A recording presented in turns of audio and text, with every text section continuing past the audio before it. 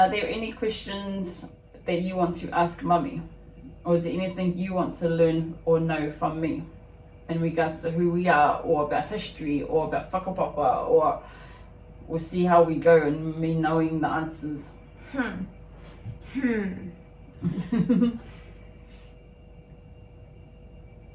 Was there another reason why you started this podcast?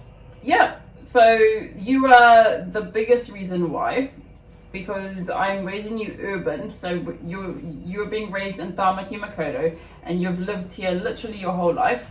So we moved here when you were 1, from Rotorua. From Rotorua we moved from Brisbane. So you were born in Brisbane, which you are very, very proud of, to be a Mozzie. And so we've been living in Auckland now for nearly 12 years, because you turned 13 this year, and we moved a month after your first birthday. And so you are my biggest reason why I started this podcast, because I want you to hear stories of people who are on a similar journey to you, or people who have been through what you've been through. So you've listened to all of Mummy's podcasts so far, and you really enjoy listening to them. The second reason is, as a teacher, it became very mamai and very pōri for Mummy when students and tauira turned up to class and would be learning, or I'd ask them where they were from, and so they couldn't tell me where they were from, other than they were from up north, or they were from Tainui, or they were from wherever it is they were from. There was no connection to who they were, and there was no connection for them to Te Ao Māori.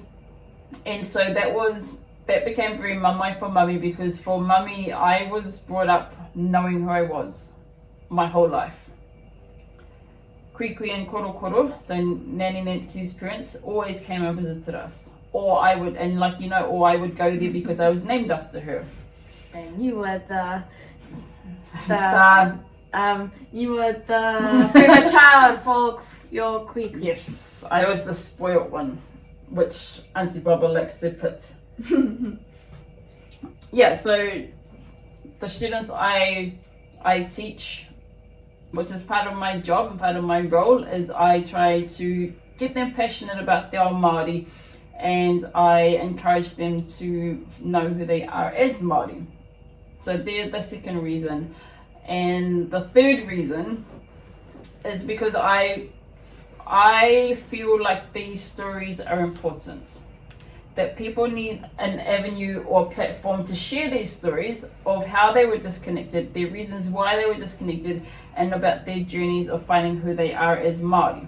Well, as Indigenous people. Because this originally started as only looking at our Māori people, and now it's moved into all Indigenous people. So I've had conversations with a beautiful Samoan lady.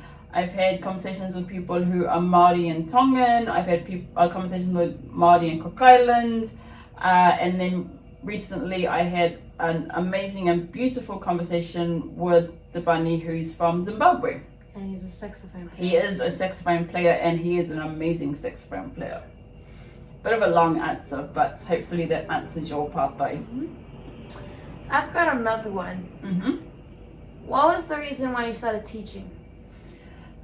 To be honest, the reason I started teaching was because Onkuna told me to. So, growing up and seeing Nanny Nancy teach, I didn't want to be a teacher. Because growing up, Onkuna and Auntie Baba and Auntie Leo, and Mummy, we all saw Nan and the time and effort she put into teaching. And we saw Nan spending a lot of time away from home with her students from school. And so for Mummy, and Onkuna, we both were adamant, we all were adamant we were never going to become teachers. Onkuna started studying first, so Onkuna, he was a year ahead of me at uni. And when you were born and we moved home, when we moved back to Aotearoa from Australia, Onkuna suggested that it would be a great idea for Mummy to look at a future that was going to help grow you and build you, and to build a environment for you that was going to allow us to do what we wanted to do. So Mummy decided, with the help of Onkuna, that I would go and study to be a teacher. And so that was 3 years. And I did it through Huarahi Mauri, which is the Mauri medium pathway at the University of Auckland. And so I've been teaching for 8 years now. Currently I don't teach full time, so I don't have my own classroom. I do release within my school.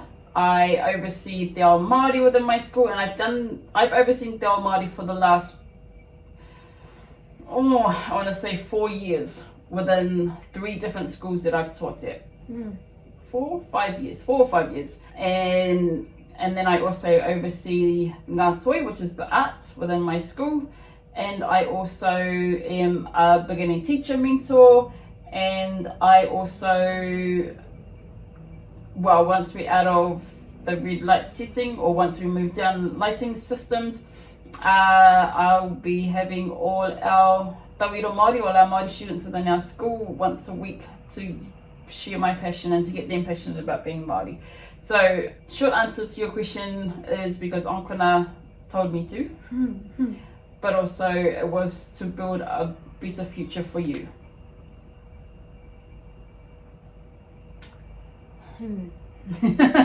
How does it feel to get one of your nieces to come to your school? Oh, it's really exciting. And the fact that, remember when she was little, the only languages she heard was Te Reo Māori and Fijian. So we spoke Te Reo Māori to her, and we only spoke Te Reo Māori to her from when she was a baby. And Auntie Lotte and Auntie Lotte's whānau all spoke Fijian to her. So she's got 3 languages if you include English, that she's quite strong in, and I'm really excited to have her coming to starting school in May, so she'll be 5 in May, and then she's also coming into Mummy's bubble, which will be really cool as well. So she's one of our little Mojian girls, our little Mojian babies. Oh, I've got another Mojian baby.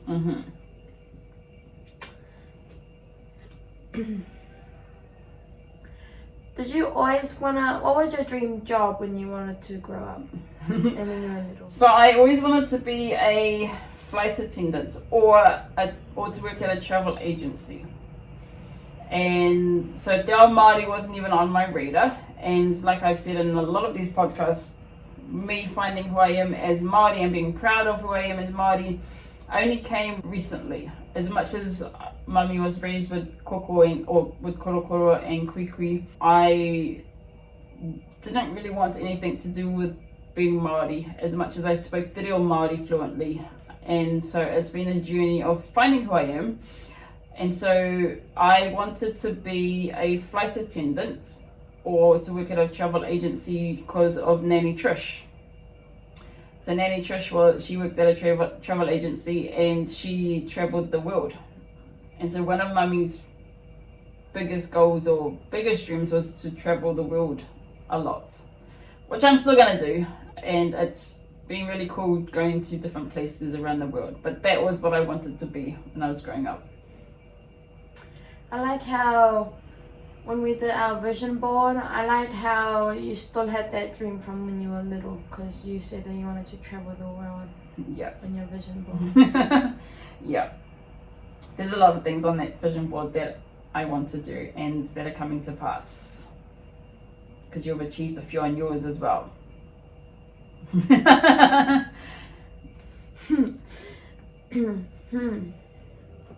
else? You know? No? Is that all the questions, all the patai you have? Yeah, I know. Before today, did you know you wanted to do a podcast? No. The short answer is no. If you would have asked me If you would have asked me about 8-9 months ago if I was ever to do a podcast, I would have said no. Very strongly no.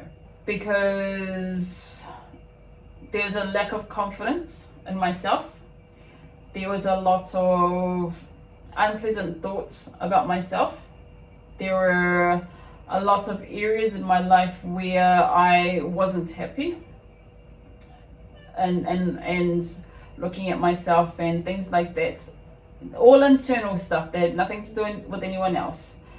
But over the last 8-9 months, well, maybe 6 or 7 months, you've seen Mummy going on her journey of discovery, of self-discovery, and finding who I am, and finding my own Tuakiri, and knowing who I am and standing strong in who I am now. And so it's been the last 6-7 months where my confidence has grown 100% more. And everything I do now is done unapologetically, because I am extremely proud of who I am. I am extremely proud of who I come from and where I come from. And I know who I am, and I stand very strong in the mana that I walk in. And that's been a journey that came out of a lot of mamai, but out of that mamai came a lot of beauty as well. And so you've seen the journey that Mummy's been on, and we've been on the journey together over the last 6-7 months as well, and just growing together is just with you and Mummy, which has been really awesome as well.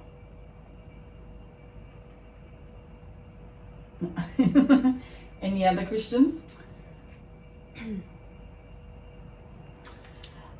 For me, I'm kind of shy at te reo, and probably for anyone that is listening that is shy in te reo, what is the advice that you could give us? Just do it. Like the Nike ad or slogan. No, Mummy says that wholeheartedly, because as much as you might be scared or shy or frustrated or nervous, you're not going to know how powerful you are unless you try. And so there's the whakatauki that I taught you during last year's lockdown, when we started our Instagram page of the journey of you learning te reo before you started Ngā Puna o Waioria, and all the videos we were doing to help you grow your reo. And so, do you remember that whakatauki? No, I do not remember. So the whakatauki I taught you was to whitia te hopo, mai rangatia te angitu, which is to feel the fear and do it anyway. And do it anyway. So that's the beauty of that whakatauki, because as much as nervous as you are, as fearful as you are, if you do it, you're going to learn from it, and you'll find that you actually can do more than what you put your mind to when you do it and you try.